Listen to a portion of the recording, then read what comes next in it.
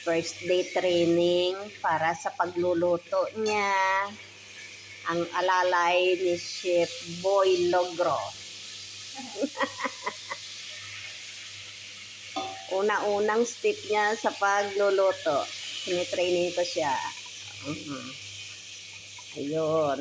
Ayan na ang mga pinaghandaan niya. Unahin ay ang sibuyas.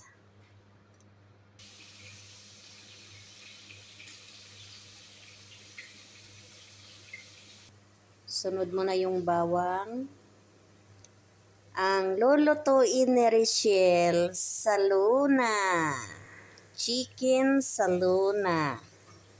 Kung sa atin naman ito tawagin ay chicken stew.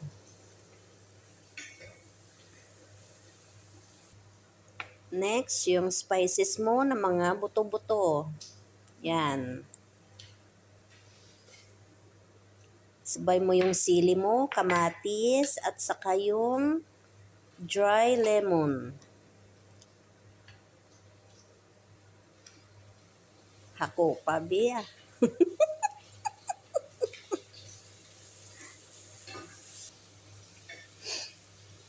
Okay na yan, Be. Amoy na amoy ko na.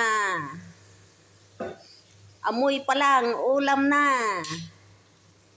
Pag lumambot na yung kamatis mo, ilagay mo na yung coriander leaves mo. Tanggalin mo kasi yung platito para dalhin mo yung yan. Sunod mo yung coriander leaves mo.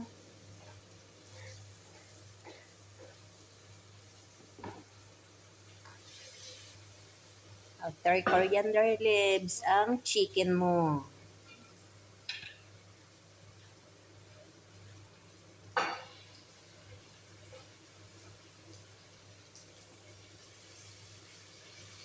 Okay, after gisa, lagyan mo na ng tomato paste mo at lagyan ng spices kasama yung tubig na kumulo.